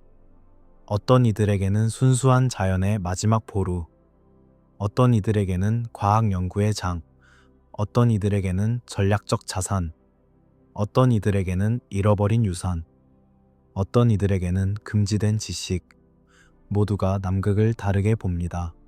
하지만 남극 자체는 변하지 않습니다. 그것은 그저 거기 있습니다. 기다리며 꿈이 깊어집니다. 당신은 더 이상 얼음 위를 걷고 있지 않습니다. 이제 당신은 얼음 아래로 내려가고 있습니다. 푸른 빛이 주변을 감쌉니다. 얼음을 통과한 빛, 수천 년의 빛, 층층이 쌓인 시간을 통과하며 변한 빛, 더 깊이, 더 깊이. 압력이 증가합니다. 침묵이 절대적이 됩니다. 그리고 그 침묵 속에서 무언가 보입니다. 형태, 윤곽, 얼음에 갇혀 있지만 여전히 존재하는 무언가. 건물일까요? 배일까요? 아니면 우리가 이름을 붙일 수 없는 무언가일까요? 당신은 손을 뻗습니다. 얼음을 만지려고. 하지만 당신의 손은 얼음을 통과합니다. 왜냐하면 이것은 꿈이니까요. 꿈속에서는 모든 것이 가능합니다. 당신은 얼음 속으로 들어갑니다. 그리고 그 형태에 가까이 다가갑니다. 가까이서 보니 더 명확해집니다. 이것은 자연이 만든 것이 아닙니다. 각이 있습니다. 표면이 있습니다. 패턴이 있습니다. 그리고 무엇보다 의도가 느껴집니다. 누군가 이것을 만들었습니다. 오래전에, 얼음이 오기 전에. 당신은 그것을 만진 사람들을 상상합니다. 그들은 누구였을까요? 어떻게 생겼을까요? 무엇을 믿었을까요? 왜 이곳에 이것을 만들었을까요? 그리고 무슨 일이 일어나서 모든 것이 얼음 아래로 사라졌을까요? 질문들이 눈송이처럼 떨어집니다. 끝없이, 조용히. 그리고 답은 여전히 얼음 속에 있습니다. 잠들어 있습니다. 하지만 영원히 잠들어 있지는 않을 것입니다. 얼음은 녹고 있으니까요. 시간은 흐르고 있으니까요. 진실은 기다리고 있으니까요. 당신의 호흡이 느려집니다. 꿈이 희미해집니다. 푸른 빛이 사라지고 형태가 흐려지고 얼음이 멀어집니다. 당신은 다시 표면으로 올라옵니다. 의식으로 올라옵니다. 아니, 완전히 올라오지는 않습니다. 꿈과 깨어 있음 사이, 그 중간 어딘가에 머뭅니다. 그곳에서 당신은 들을 수 있습니다. 얼음의 노래를, 아주 오래된 노래, 세상이 젊었을 때의 노래, 대륙들이 움직이고 바다가 형성되고 생명이 처음 육지로 올라왔을 때의 노래. 그리고 그 노래 속에 인간의 이야기도 있습니다. 우리가 아는 것보다 더 오래된 이야기. 우리는 우리의 역사를 알고 있다고 생각합니다. 문명은 메소포타미아에서 시작되었고, 이집트에서 꽃 피었고, 그리스와 로마로 이어졌고, 그렇게 현대에 이르렀다고. 하지만 만약 그 전에 무언가 있었다면, 만약 그 이야기가 잊혀졌다면, 만약 유일한 기록이 얼음 아래에 있다면, 남극은 책입니다. 아직 읽히지 않은 책. 표지는 하얗고, 글자들은 얼어붙어 있고, 페이지들은 수천 미터 두께입니다. 하지만 그것은 책입니다. 그리고 언젠가 누군가 그것을 읽을 것입니다. 우리 세대일까요? 다음 세대일까요? 아니면 그 다음? 시간은 중요하지 않습니다. 얼음에게 100년은 한순간입니다. 인류에게 1000년도 역사의 한 장입니다. 중요한 것은 진실이 사라지지 않았다는 것입니다. 숨겨져 있을 뿐입니다. 그리고 숨겨진 것은 언젠가 드러납니다. 파도 소리가 다시 들립니다. 더 가까이, 더 부드럽게. 당신을 잠으로 초대하는 소리. 당신은 저항하지 않습니다. 그냥 받아들입니다. 눈꺼풀이 무겁습니다. 생각이 느려집니다. 몸이 이완됩니다. 마지막 이미지가 떠오릅니다. 남극의 일출. 하얀 지평선 위로 천천히 떠오르는 태양. 오렌지색, 분홍색, 금색으로 물든 얼음. 그리고 그 빛 속에서 모든 것이 가능해 보입니다. 모든 비밀이 드러날 수 있을 것 같습니다. 모든 질문에 답이 있을 것 같습니다. 침묵이라는 단어는 거짓말입니다. 적어도 남극에서는. 우리는 남극을 고요한 곳이라고 생각합니다. 하얀 얼음, 텅 빈 공간, 소리 없는 세계. 하지만 그곳에 가본 사람들은 압니다. 남극은 결코 조용하지 않다는 것을. 오히려 남극은 시끄럽습니다. 다만 우리가 듣지 못하는 방식으로. 빙하는 말합니다. 끊임없이 멈추지 않고. 얼음이 움직일 때 내는 소리, 균열이 생길 때의 날카로운 소리, 거대한 빙산이 바다로 떨어질 때의 천둥 같은 소리. 이것들은 우리가 들을 수 있는 소리들입니다.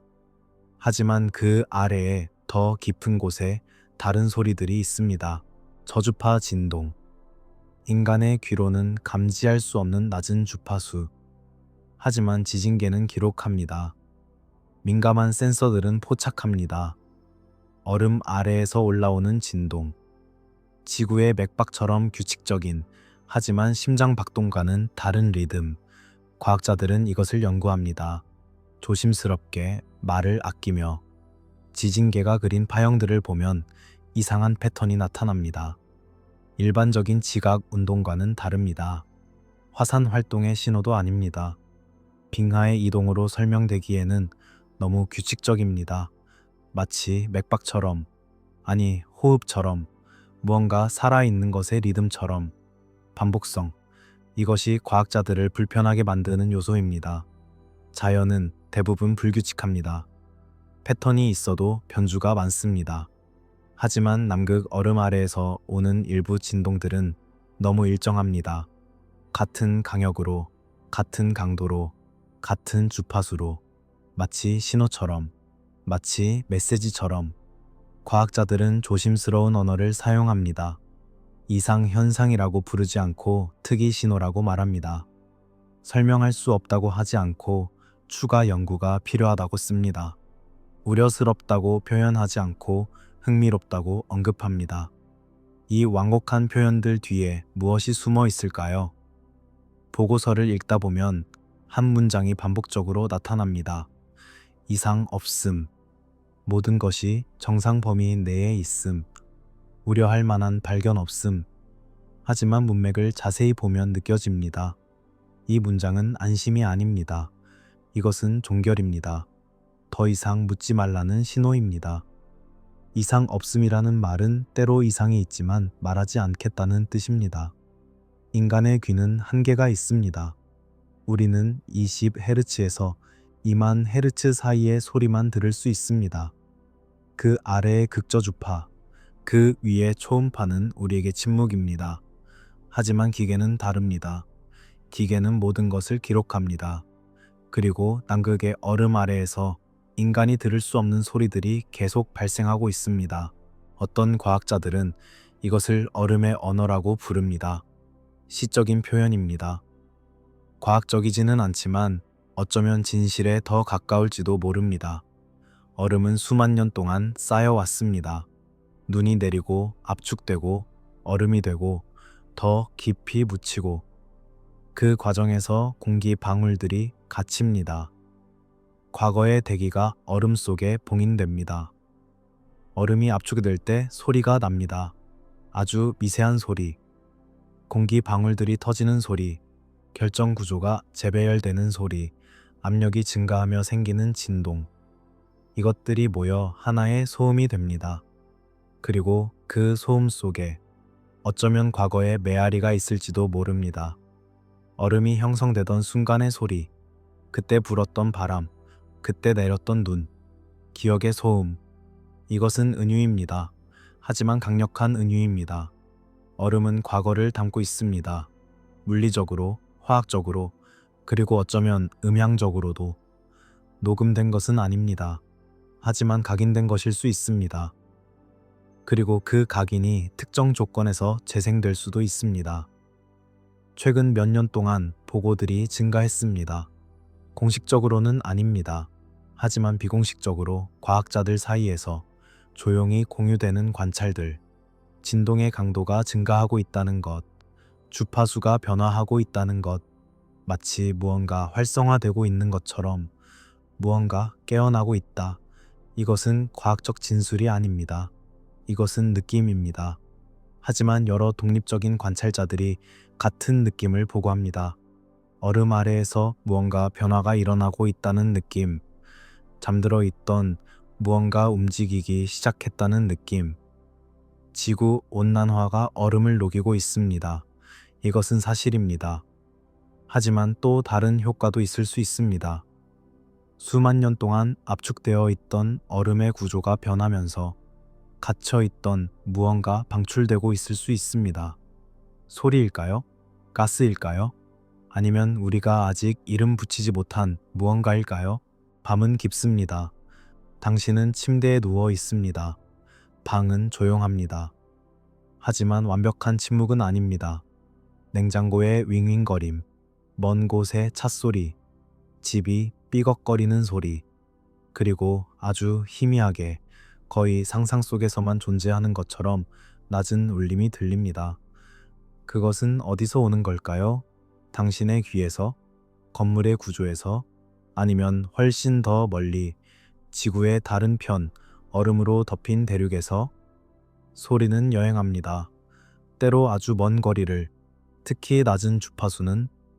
그리고 지금 이 순간 남극의 얼음 아래에서 무언가 울리고 있습니다.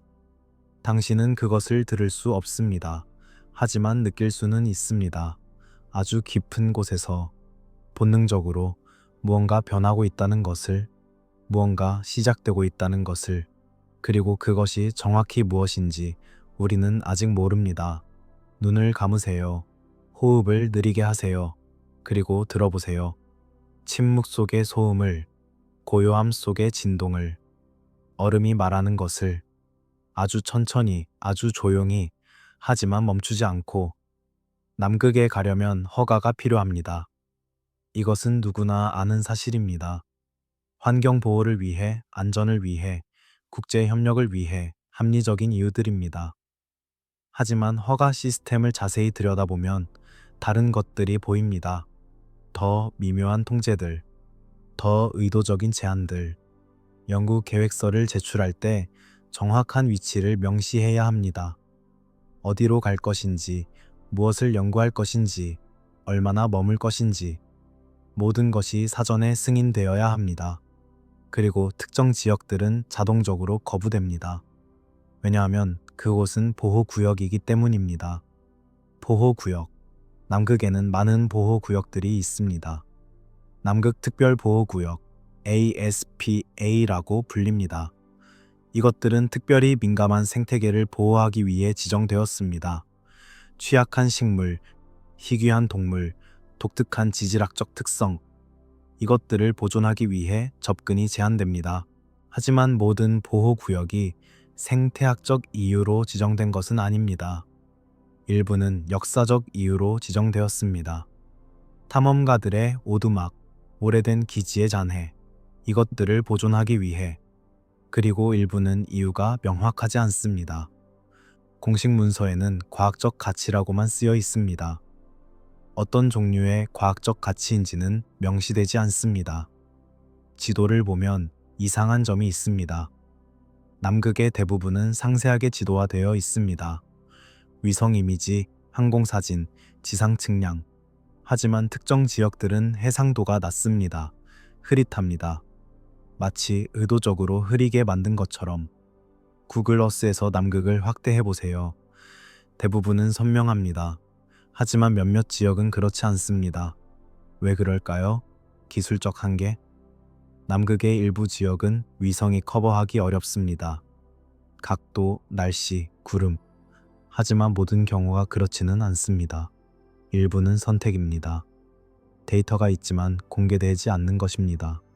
누가 그 선택을 하는지, 그리고 왜 그것은 설명되지 않습니다. 드론의 사용도 제한됩니다. 과학 연구를 위해 드론을 사용하려면 특별 허가가 필요합니다. 그리고 비행 경로도 승인받아야 합니다. 특정 고도 이상으로 날릴 수 없습니다. 특정 지역 위를 날릴 수 없습니다. 환경 보호를 위해서라고 합니다. 새들을 놀라게 하지 않기 위해, 평화를 방해하지 않기 위해. 하지만 새가 없는 지역도 있습니다. 생명체가 거의 없는 내륙 깊숙한 곳. 그런 곳에서도 드론 비행이 제한됩니다. 왜일까요? 무엇을 보지 못하게 하려는 걸까요? 아니면 무엇이 관찰되는 것을 막으려는 걸까요? 레이더 탐사도 제한이 있습니다. 얼음을 투과하는 레이더, 지하 구조를 스캔하는 기술, 이것들은 놀라운 발견들을 가능하게 했습니다. 보스토크 호수, 지하 계곡, 숨겨진 산맥. 하지만 모든 지역을 스캔할 수 있는 것은 아닙니다. 일부 지역은 탐사 금지입니다. 해상도 제한도 있습니다. 기술적으로는 더 높은 해상도가 가능합니다. 더 세밀한 이미지, 더 정확한 데이터. 하지만 공개되는 이미지들은 일정 수준 이하로 제한됩니다.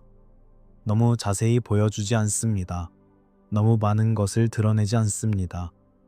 특정 좌표들이 반복적으로 비어 있습니다. 연구 논문들을 읽다 보면 알 수 있습니다. 과학자들이 연구하는 지역들, 샘플을 채취하는 위치들, 그리고 그 사이사이 아무도 가지 않는 곳들, 아무도 언급하지 않는 좌표들, 지도에 있지만 연구되지 않는 지역들. 우연일까요? 그저 우선순위의 문제일까요? 자원과 시간이 제한되어 있으니까, 모든 곳을 연구할 수는 없으니까. 그것은 그럴듯한 설명입니다. 하지만 패턴을 보면 의문이 생깁니다. 왜 항상 같은 지역들이 건너뛰어질까요? 왜 수십 년 동안 아무도 그곳에 가지 않을까요?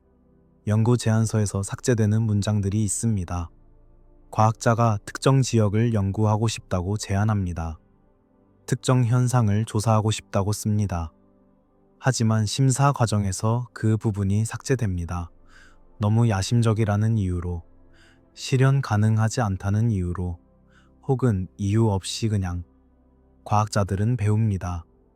무엇을 제안해야 하는지, 무엇을 제안하지 말아야 하는지, 어떤 질문은 환영받고 어떤 질문은 그렇지 않다는 것을. 시간이 지나면서 그들은 자기 검열을 시작합니다. 제안서를 쓰기 전에 이미 특정 아이디어들을 걸러냅니다. 승인받을 수 없을 것 같은 것들을. 과학이 질문을 포기하는 순간, 이것은 비극입니다. 과학의 본질은 질문하는 것입니다. 알려지지 않은 것을 탐구하는 것입니다. 하지만 남극에서는 일부 질문들이 금지됩니다. 명시적으로는 아닙니다. 하지만 실질적으로는 시스템이 그것들을 걸러냅니다. 보지 않기로 합의된 풍경들이 있습니다. 말해지지 않는 합의, 문서화되지 않은 이해, 과학 공동체 내에서, 정부 기관들 사이에서, 국제 기구들 안에서. 우리는 여기까지만 본다. 이것 이상은 보지 않는다. 왜냐하면 그 이유는 말해지지 않습니다. 시선을 돌리는 것은 때로 의식적 선택입니다. 당신은 무언가를 봅니다. 이상한 것, 설명되지 않는 것. 하지만 당신은 시선을 돌립니다. 왜냐하면 그것을 보는 것이 불편하기 때문에, 혹은 위험하기 때문에, 혹은 단순히 보지 말라는 지시를 받았기 때문에. 남극의 풍경은 넓습니다. 끝없이 펼쳐진 하얀 지평선. 당신은 그것을 바라봅니다. 아름답습니다. 순수합니다. 하지만 당신의 시선은 특정 방향을 피합니다. 의식적으로는 아닙니다. 하지만 본능적으로, 마치 거기에 보지 말아야 할 무언가 있다는 것을 아는 것처럼. 허가된 시선, 우리는 볼 수 있도록 허락받았습니다. 하지만 전부를 보도록은 아닙니다. 일부만, 안전한 부분만, 통제 가능한 부분만. 그리고 나머지는 어둠 속에 남습니다. 보호구역으로, 금지구역으로, 혹은 단순히 무시되는 공백으로. 눈을 감을 시간입니다. 하지만 눈을 감기 전에 한 번 더 생각해 보세요. 당신이 보도록 허락받은 세계와 당신이 보지 못하는 세계, 그 둘 사이의 경계, 그리고 그 경계가 누구에 의해 그어졌는지, 왜 그어졌는지, 그 질문을 안고 잠으로 들어갑니다. 끝을 향한 매혹은 인간에게만 있는 것일까요? 동물들은 끝에 관심이 없습니다. 그들은 먹이가 있는 곳, 안전한 곳, 따뜻한 곳을 찾습니다. 하지만 인간은 다릅니다. 인간은 끝으로 갑니다. 세계의 가장자리로, 알려진 것의 한계로, 존재의 경계로. 사막을 생각해 보세요. 끝없는 모래, 타는 듯한 태양, 물 한 방울 없는 곳, 생명이 버티기 힘든 곳. 하지만 역사를 통틀어 인간들은 사막으로 갔습니다. 탐험가들, 성자들, 도망자들. 그들은 사막에서 무엇을 찾았을까요? 신, 자유, 아니면 자기 자신? 심해도 마찬가지입니다. 빛이 닿지 않는 깊이, 압력이 모든 것을 짓누르는 곳, 알려지지 않은 생명체들이 사는 어둠. 인간은 그곳으로 내려갑니다. 위험을 무릅쓰고 비용을 들여 기술의 한계에 도전하며. 왜일까요? 과학적 호기심, 아니면 더 원초적인 무언가. 우주는 궁극의 끝입니다. 무한한 공간, 절대적인 추위, 생명이 불가능한 진공. 하지만 인간은 우주로 나갑니다.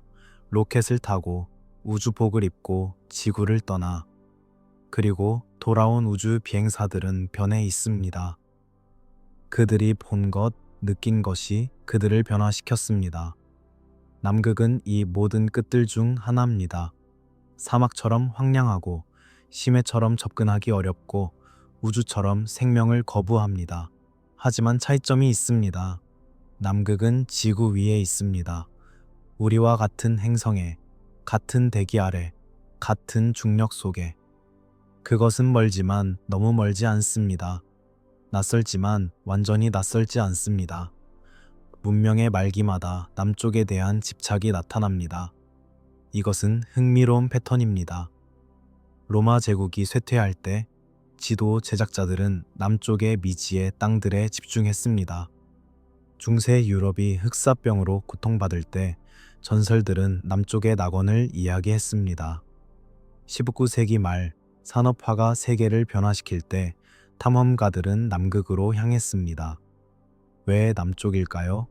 북쪽도 끝입니다. 북극도 얼음으로 덮여 있고 추위 극한이고 인간에게 적대적입니다.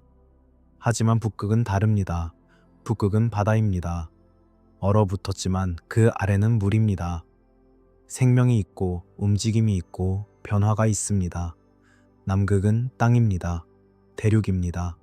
고정되어 있고 영구적이고 불변하는 것처럼 보입니다. 왕들이 남극을 꿈꿨습니다. 역사를 보면 왕실들이 반복적으로 남쪽에 관심을 보였습니다. 포르투갈의 왕들, 스페인의 왕들, 영국의 왕들. 그들은 탐험대를 보냈고 지도를 수집했고 남극에 대한 모든 정보를 축적했습니다. 왜일까요? 경제적 가치는 없었습니다. 전략적 이익도 명확하지 않았습니다. 독재자들도 남극에 매혹되었습니다. 히틀러, 무솔리니, 그리고 다른 20세기 권력자들. 그들은 남극에 원정대를 보냈고 영유권을 주장했고 그곳에 깃발을 꽂았습니다. 권력의 표시, 정복의 과시, 아니면 더 깊은 무언가? 어쩌면 그들은 남극에서 정당성을 찾으려 했을지도 모릅니다.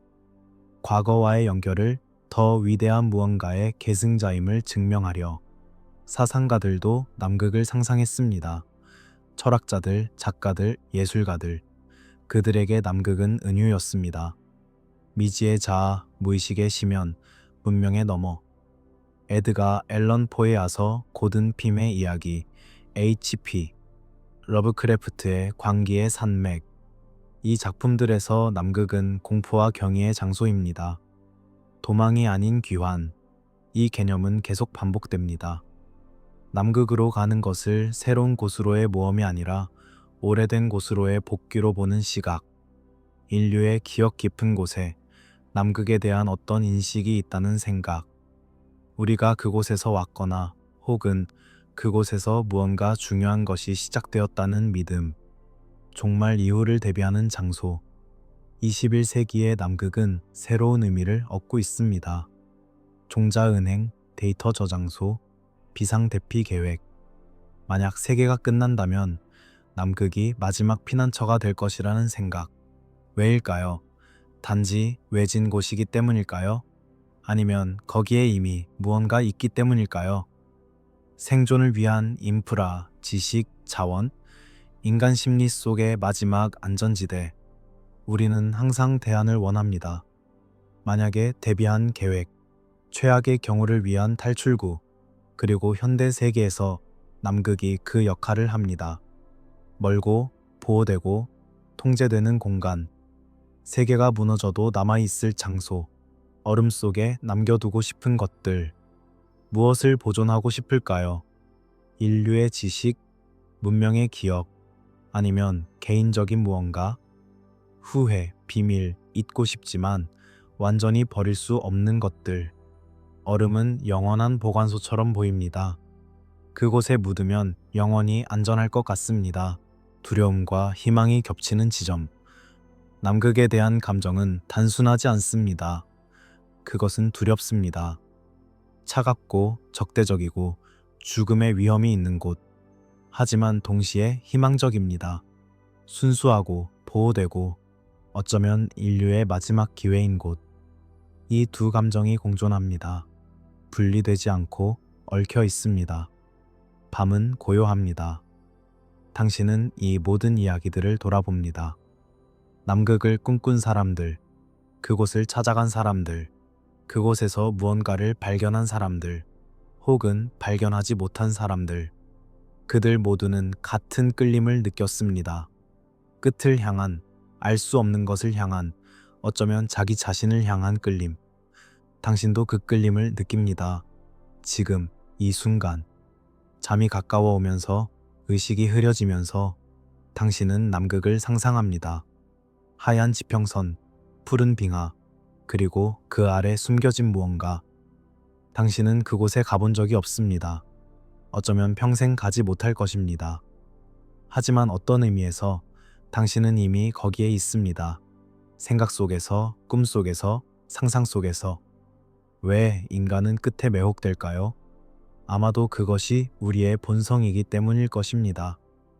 경계를 넘고 싶어 하는 본성. 알려지지 않은 것을 탐구하고 싶어 하는 본성. 그리고 어쩌면 끝 너머에 무언가 있다는 희망. 새로운 시작, 다른 세계, 혹은 잊어버린 고향. 남극은 기다립니다. 환자 있게 침묵 속에서. 그곳을 꿈꾸는 모든 이들을 위해. 과거에 그곳을 꿈꿨던 이들처럼, 미래에 그곳을 꿈꿀 이들처럼. 당신도 그중 하나입니다. 그리고 그 꿈 속에서 어쩌면 진실의 한 조각을 발견할 것입니다. 이제 쉬세요. 눈을 감으세요. 남극의 꿈을 꾸세요. 하얗고 순수하고 끝없는 꿈을. 그리고 그 꿈 속에서 당신이 찾고 있던 무언가를 발견하기를. 좋은 밤 되세요.